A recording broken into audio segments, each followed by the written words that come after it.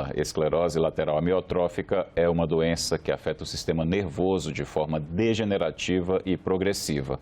Ainda não existe cura e as pessoas diagnosticadas perdem progressivamente a capacidade de cuidar de si mesmas.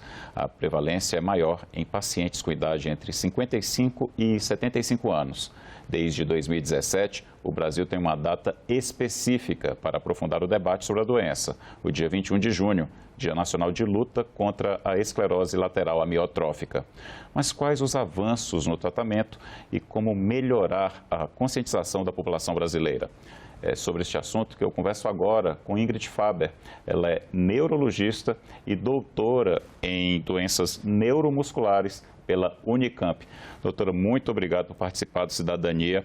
Eu vou começar fazendo a pergunta básica, até porque esse é um assunto que as pessoas pensam que está distante delas até chegar de maneira surpreendente.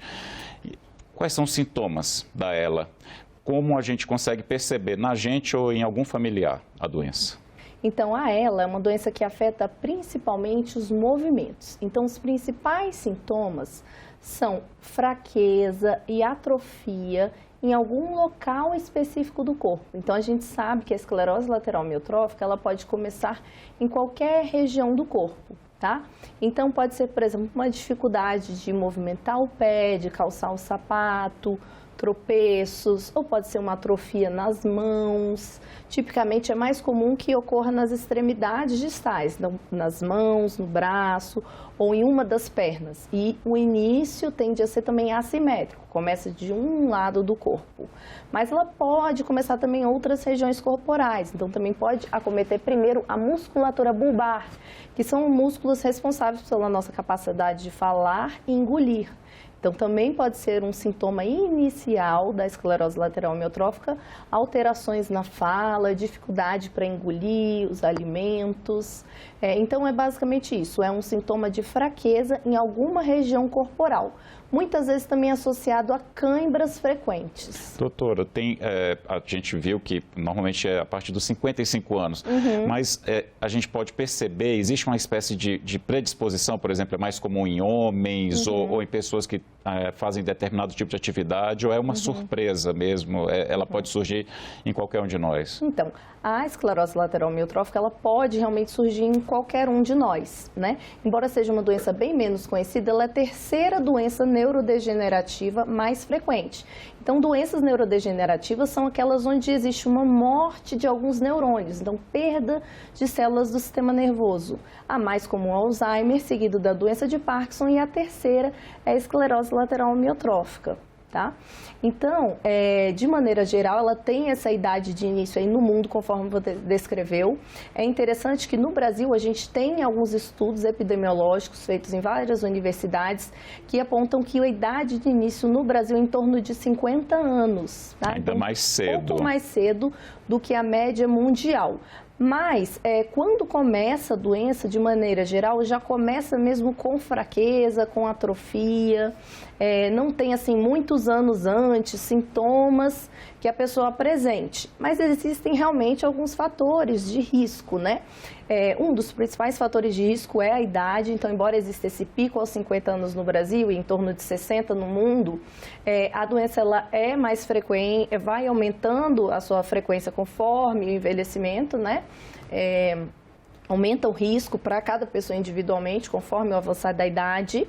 E existem alguns outros fatores de risco, como ter realmente algum familiar afetado, algumas atividades esportivas de alto desempenho, então atletas profissionais têm uma maior chance de desenvolver a ELA.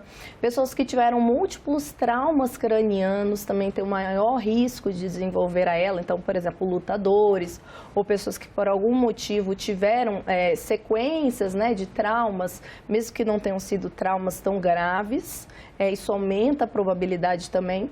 É um pouco mais frequente em homens, realmente, é uma proporção de 3 homens para cada 2 mulheres afetadas, mas não é uma proporção assim tão diferente, né?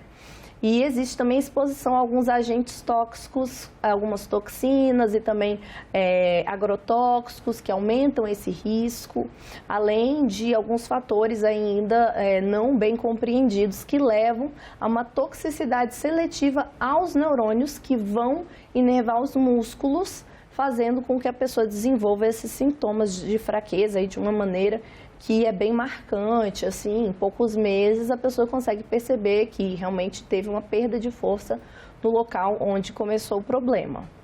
Tem como a gente, não vou nem falar com relação aos atletas, lógico, mas assim, as pessoas comuns, a gente tem como tentar de alguma maneira prevenir algum hábito que a gente deva adquirir para tentar prevenir, ou é uma doença rara tão nova que a gente ainda não tenha um caminho certo para tentar preveni-la? Bom, então, diferentemente, por exemplo, do Alzheimer e do Parkinson, onde a gente sabe que o nível de atividade física moderada é protetor, a gente não tem esse tipo de evidência em relação a ela, né? Vários fatores que a gente sabe que são protetores, por exemplo, para o Alzheimer, como, por exemplo, ter bastante convívio social, ter bastante atividade cognitiva, também não são fatores sabidamente protetores para ela. Inclusive, é interessante que ela é até mais frequente em pessoas que têm um bom condicionamento físico, que são magras, que não têm fatores de risco cardiovasculares. Então, de maneira geral, a princípio, a única coisa assim que eu posso te dizer que seria importante é a proteção contra agrotóxicos, contra defensivos agrícolas. Então, ela é muito mais comum em pessoas que trabalham na zona rural, que têm contato com agrotóxico, mas a gente sabe que nós também estamos em contato diariamente, então, na medida do possível, tentar consumir menos alimentos com agrotóxicos, principalmente aqueles, né, que têm maiores concentrações, pode ser uma estratégia interessante na prevenção. Doutor, eu vi uma informação, e se eu estiver errado, você me corrige, mas que normalmente as pessoas, quando têm o diagnóstico, elas têm, no máximo, com sorte, mais 5 anos de vida. É isso mesmo? Ou a gente já tem mais esperança de mais longevidade para a pessoa diagnosticada com ela? Então, a sobrevida média da maioria das pessoas que são diagnosticadas com ela é de 2 a 5 anos, realmente. Tá? Existe em torno de 10% dos casos tem uma sobrevida maior do que 10 anos.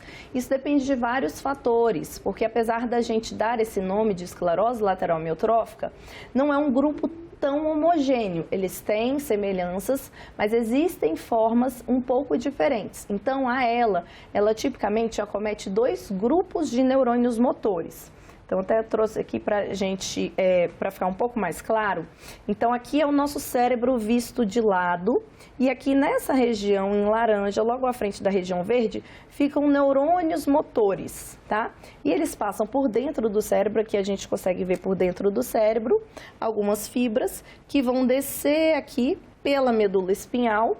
E aqui na medula espinhal a gente tem os neurônios motores inferiores. Então, a gente tem neurônios motores superiores e inferiores. E esses vão sair para os músculos, tá? Então, de maneira geral, a esclerose lateral amiotrófica tem acometimento desses 2 grupos de neurônios. Neurônios motores superiores e os inferiores que saem daqui. Existem algumas variantes também da doença. Existem algumas formas em que a pessoa começa e permanece durante 3, 4 anos somente com o acometimento desses neurônios aqui e sem o acometimento desses. E ocorre o contrário também, somente com os neurônios inferiores e não com os superiores. Esses subtipos, por exemplo, têm uma expectativa mais longa, tá? De vida, né? Existem algumas estratégias do tratamento que realmente eles têm prolongado, mas de maneira discreta, realmente a sobrevida. Eu vou até aproveitar esse gancho, doutora. Como é que é o tratamento? Eu sei que é multidisciplinar. Como é que é o tratamento? Sim, então, o tratamento, o primeiro passo é a gente trabalhar nessa conscientização para possibilitar um diagnóstico precoce. Então, uma das coisas essenciais é, se você está tendo uma fraqueza onde você observa que há atrofia, né? Não há uma dor significativa, não há um formigamento significativo, mas você observa câimbras ou aparentemente diminuiu o volume muscular numa região, o ideal é procurar realmente um neurologista, tá? E geralmente não é o que ocorre. Na maioria dos casos, os pacientes procuram primeiro o ortopedista, às vezes tratam primeiro problemas de coluna, às vezes até realizam cirurgias, né? Quando não é esse o caso, né? Porque os problemas de coluna realmente são muito frequentes, então às vezes pode ocorrer alguma confusão diagnóstica, né? E isso é importante até para o outro profissional, o ortopedista, por exemplo, direcionar. Olha, seria mais interessante você procurar um neurologista. Isso, exatamente. E aí, o que acontece? O tratamento, ele envolve vários fatores. Então, a gente tem alguns medicamentos que vão tratar vários sintomas que ocorrem nela, como, por exemplo, cãibras, podem ocorrer alterações de humor, alterações de sono, pode ocorrer uma salivação excessiva, que a gente pode tratar com injeções de toxina botulínica ou com alguns medicamentos, podem ocorrer uma série de sintomas, né, que a gente tem que tratar. Também existe o tratamento medicamentoso específico, que a gente vai falar um pouquinho daqui a pouco, e existe também a fisioterapia e tratamento com fonoterapia, né, com fonoaudiólogo. Ambos são muito importantes, né? Porque o que afeta mais a expectativa de vida das pessoas com ela é o comprometimento dos músculos da região bulbar, aqueles que a gente comentou que são fundamentais para engolir. Então, é muito importante trabalhar com fonoaudiólogo, esses músculos, para que eles fiquem mais preservados por maior tempo possível, evitando que a pessoa tenha engasgos, né? Essa disfunção dessa musculatura também predispõe a pessoa a pneumonias, porque pode acontecer da pessoa engolir saliva e ir, por exemplo, para o pulmão, predispondo a pneumonias, né? E o tratamento com fisioterapeuta, então, tanto da parte dos membros, quanto, de maneira muito importante também, a fisioterapia dos músculos da respiração. Então, a respiração, ela é afetada, às vezes pode ser no início e na maioria das vezes é mais tardiamente nas pessoas com ela. E os sintomas são sutis, então, às vezes a pessoa não percebe que está com a respiração afetada, porque a dificuldade de respirar, a falta de ar é algo tardio, né? Quando tem uma fraqueza da musculatura, a gente tem outros sintomas, como uma dor de cabeça de manhã ao acordar, roncos à noite, que a pessoa não apresentava antes, uma tosse um pouco mais fraca. Então, o trabalho do fisioterapeuta é muito importante, especialmente, né, se for uma pessoa que tenha experiência e vivência com essa doença, porque ele vai trabalhar expandindo o pulmão, né, facilitando com que o pulmão, todas as regiões do pulmão entrem e saiam ar, que às vezes pela fraqueza a pessoa não consegue, vai trabalhar a tosse e vai realmente diminuir a chance da pessoa desenvolver pneumonia, de necessitar de auxílio de alguns aparelhos para fazer a respiração. Vai tentar postergar isso o máximo possível, né? E aí, em relação ao tratamento específico, né, medicamentoso da ELA, a gente tem no Brasil, até hoje, a gente tem uma medicação aprovada que é o Riluzol, né?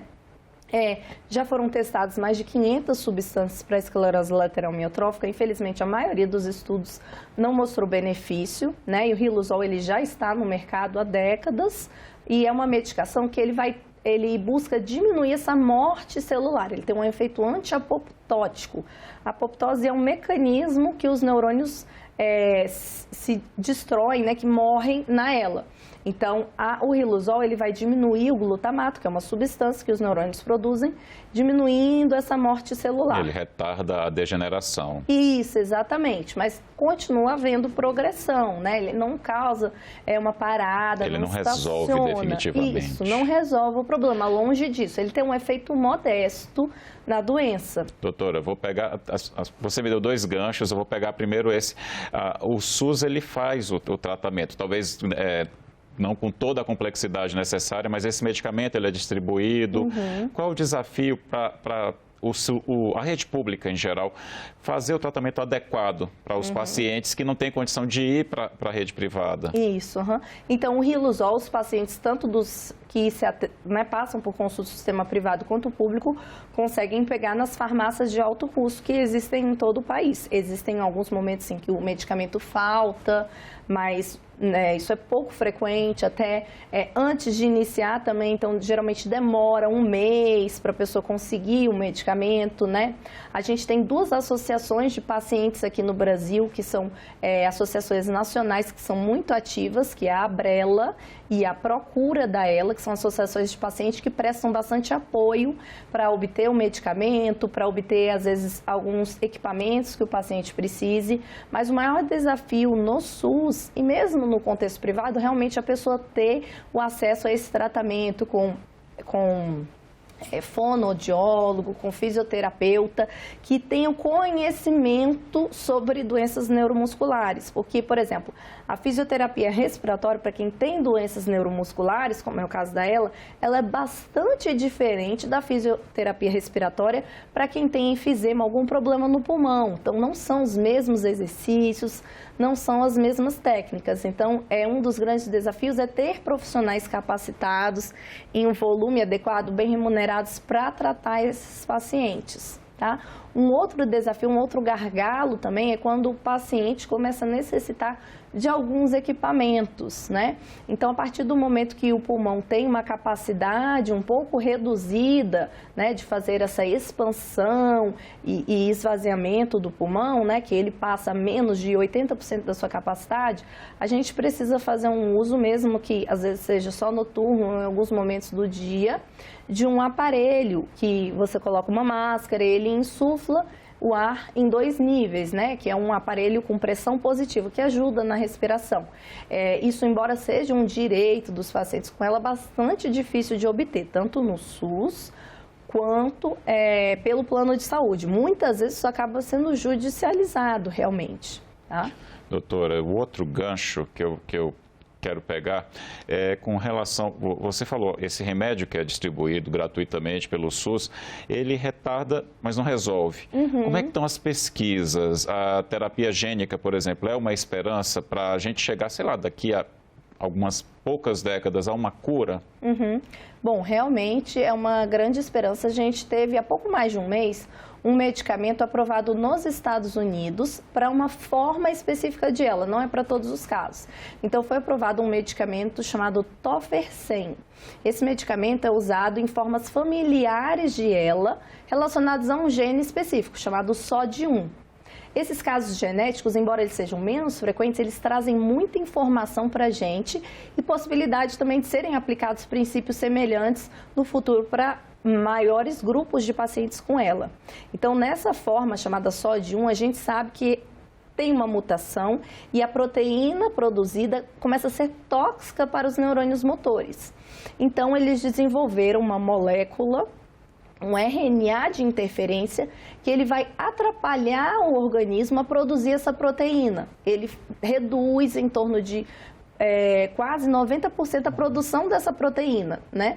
E ficou demonstrado no ensaio clínico que essa redução reduziu a neurodegeneração dos pacientes, tá? E existiu uma tendência, essa tendência clínica ainda está em investigação, ainda não saíram dados totalmente oficiais publicados. Está em fase de do testes, quadro né? clínico, exatamente. Mas o resultado de redução da neurodegeneração, visto no líquor, que é um exame que a gente coleta da coluna, de um líquido que banha o cérebro, foi bem marcante da redução da proteína e da redução dos sinais de neurodegeneração. Então, ela foi aprovada em alguns cenários nos Estados Unidos, tá? Mesmo que ainda os testes estejam ainda por ser concluídos, né? E existem alguns dados sugerindo que é possível que ela promova uma certa estabilidade da doença nos casos desses pacientes, tá? Que representam em torno de 2% de todos os pacientes com ela. E existem testes também genéticos em pacientes que têm outras formas genéticas de ela. Então, há pouco tempo a gente achava que as formas genéticas de ela, ou seja, em que um gene causa doença, eram em torno de 5%. Hoje a gente já sabe que esse número é um pouco maior, 15%, talvez seja até 20%. Tá? E existem vários genes conhecidos, em torno de 40 genes que a gente sabe que podem causar a ela. Então, vamos imaginar, se um familiar meu, por exemplo, que já está com seus 70 anos, acaba descobrindo, fazendo o diagnóstico, eu já posso começar a procurar um neurologista e tentar investigar essa possibilidade genética, por exemplo? Isso é possível ou eu estou falando uma bobagem aqui? Há pouco tempo atrás, eu te diria que não. Tá? Mas isso vem mudando rapidamente. Então, como eu comentei, antes eram só 5% dos casos que a gente atribuía a ela familiar.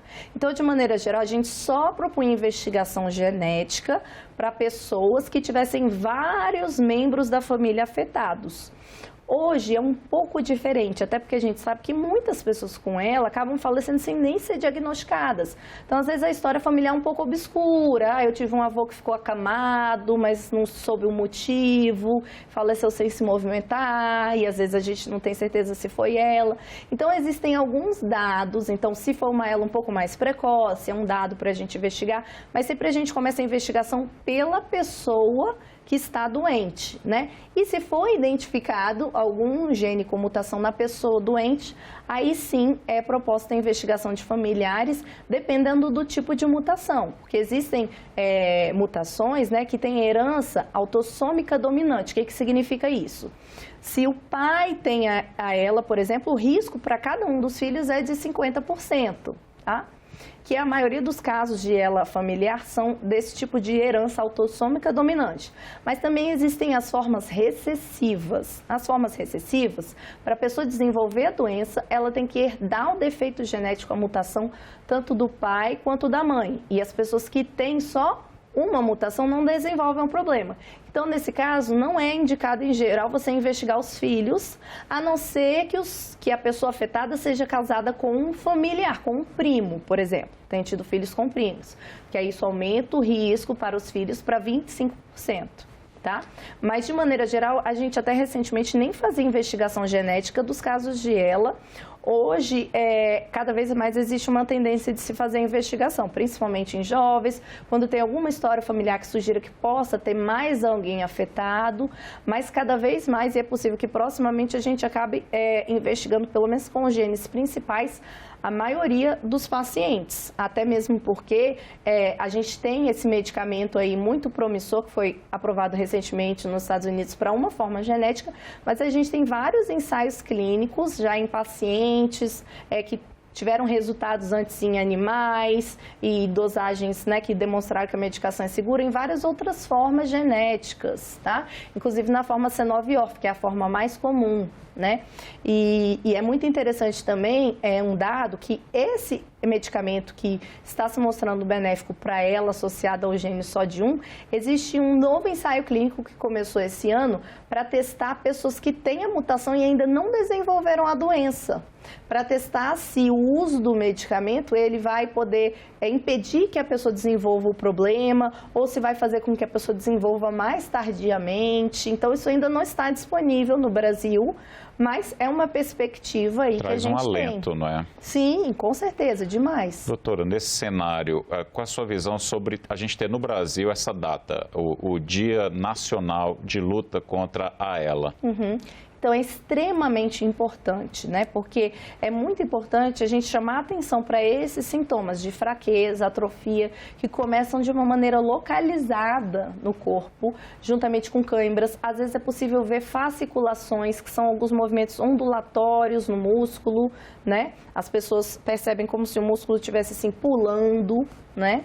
É muito importante, porque a maioria dos casos no Brasil realmente são diagnosticados muito tardiamente, quando a pessoa já tem sintomas assim há mais de um ano, e a gente sabe que as perspectivas de tratamento, mesmo com riluzol e com alguns outros medicamentos também que a gente tem também mais um outro medicamento, dois, na verdade, aprovados, por exemplo, nos Estados Unidos, as perspectivas de tratamento são realmente assim, no início dos sintomas, né? Então, como que se dá esse diagnóstico, né? Na avaliação neurológica, a gente consegue identificar os sintomas de acometimento, tanto do neurônio motor superior quanto inferior. Então, o acometimento do neurônio motor superior, ele causa uma espécie de enrijecimento, que é chamado de espasticidade, uma dificuldade de movimentar, porque existe uma rigidez da região e existe um aumento dos reflexos. Então, a gente testa, né, os reflexos com aquele martelinho neurológico. Então, existe um aumento patológico dos reflexos e existe também o surgimento de reflexos que não estão presentes normalmente, né, indicando, então, esse acometimento do neurônio motor superior. E o neurônio motor inferior, né, o acometimento dele, a gente vê também no exame neurológico por sinais de atrofia e essas fasciculações, mas principalmente a gente consegue ver de uma maneira bem mais detalhada e microscópica com um exame chamado eletroneuromiografia, que é um exame que realmente não está tão disponível assim facilmente, né? É um exame que é feito por alguns neurologistas que fazem uma outra formação a mais. Então, o que a gente observa nesse exame? Nesse exame a gente consegue ver se existem músculos que estão perdendo o contato com o nervo de maneira recente, então indicando que a gente tem um comprometimento do neurônio motor inferior, não só crônico, mas também atual, que está acontecendo, está em atividade, né? E juntamente com outros exames que a gente faz para afastar outras doenças que podem mimetizar ela, né? Aí a gente confirma a doença. Então, com o exame de eletroneuromiografia, o exame neurológico, e afastando algumas outras doenças. Por exemplo, se você tiver um problema de coluna muito grave, aqui bem alto no pescoço, isso pode simular a ela, por exemplo. Mas existem alguns dados da história que ajudam a diferenciar também. O importante é, aparecendo sintomas, investigar, procurar logo o neurologista. Isso, exatamente. Porque realmente, muitas vezes, o diagnóstico acaba sendo tardio. Realmente é muito importante, né, essa conscientização sobre ela. Se você for pensar, nossa, realmente existe muita conscientização, né, na mídia e muita curiosidade de todas as pessoas a respeito do Alzheimer, até por ser muito frequente, é difícil alguém não conhecer alguém que teve Alzheimer, né? O Parkinson também recebe bastante atenção e a ela realmente é a terceira mais frequente, é uma doença, né, bastante grave, incapacitante e é pouco falada realmente. Doutora, muito obrigado pela entrevista. Obrigada a você. Tchau, tchau. E muito obrigado a você que acompanhou o Cidadania. Para rever e compartilhar esta entrevista, acesse o nosso site, senado.leg.br/TV ou nosso canal no YouTube. Muito obrigado pela companhia e até a próxima.